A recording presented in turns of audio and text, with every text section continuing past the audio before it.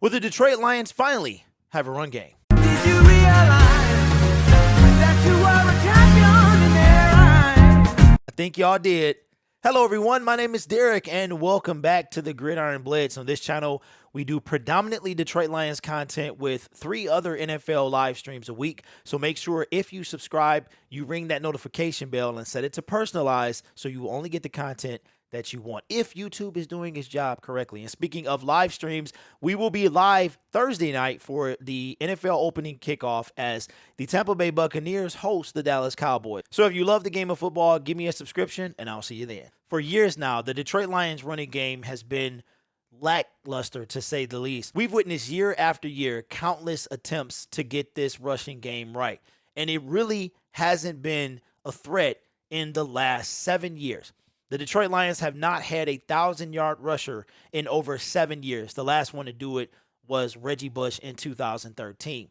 Kerryon Johnson, in his rookie year, was the first player in 5 years to actually break 100 yards in a game as far as rushing is concerned. We've had a lot of folks in the backfield, but what we really haven't had in years, at least 5 or 6 years, is a legitimate backfield threat.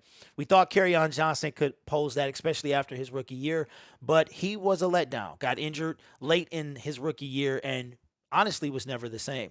It was so bad last year that we brought in Adrian Peterson. Now, Adrian Peterson will be a Hall of Fame running back, no doubt. But Adrian Peterson is up there in age when it comes to running back, and he is not the same person he used to be. But with that being said, he was still the Detroit Lions rushing leader for 2020. Now things have changed. Out with the old and in with the new. No pun intended. We get rid of Matt Patricia and Bob Quinn. We bring in Brad Holmes and Dan Campbell. And then they proceed to bring in a backfield. Jamar Jefferson, another guy with a chip on his shoulder, comes in a couple of picks before the Mr. Irrelevant pick. And he's got a lot to prove in the National Football League. If you watch the Detroit Lions preseason game, when he was out there, he looked good. The number 3 job was on the line, and Jamar Jefferson came out and earned that position. Now we've got Jamal Williams as well. Jamal Williams will be that downhill runner opposite DeAndre Swift. Now, the thing about Jamal, he can also cut it to the outside, so he's not just going to be a one-dimensional running back straight up the middle.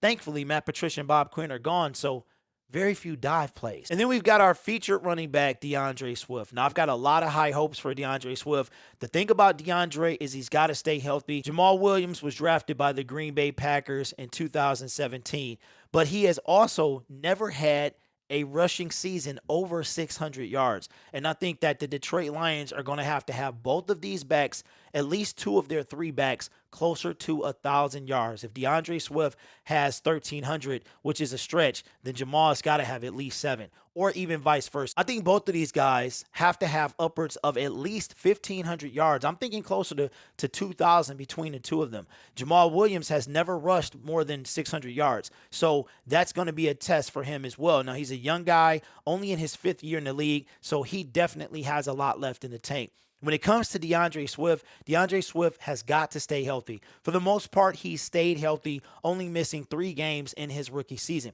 But a lot of lingering issues, injury issues during the offseason kind of kept his workload light. But Dan Campbell says that he's going to be ready to go on Sunday. Swift has the talent and the capabilities. He's got to just shake off that rookie season and not have that sophomore year slump. He's got to come out. He's got to shake off all the dust from his rookie year, forget about that drop pass against the Chicago Bears, and come out and perform. And if he does that, we could have the running game that we've longed for over half a decade. Now, just to give you an idea of how rough it's been in the Detroit Lions backfield, since Reggie Bush, our leading rusher has been Joique Bell, which was in 2014. He rushed for 860 yards. Here are the running backs since that time to take the field for the Detroit Lions and be their leading rusher. Ameer Abdullah in 2015, Theo Riddick in 2016, Ameer Abdullah again in 2017, Kerryon Johnson in 2018 and 19, and then Adrian Peterson in 2020. Since Joique Bell's 860-yard season,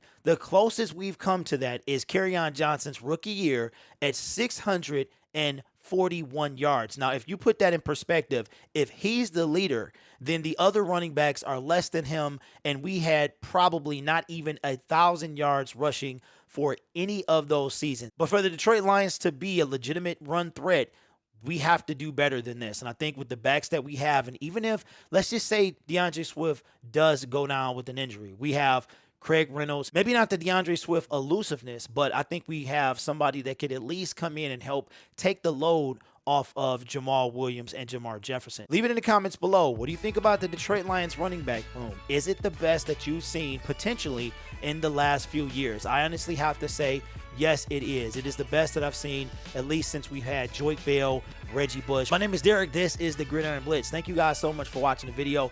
Couldn't be anywhere without you, so I appreciate that. You guys are awesome. I'll see you in the next video.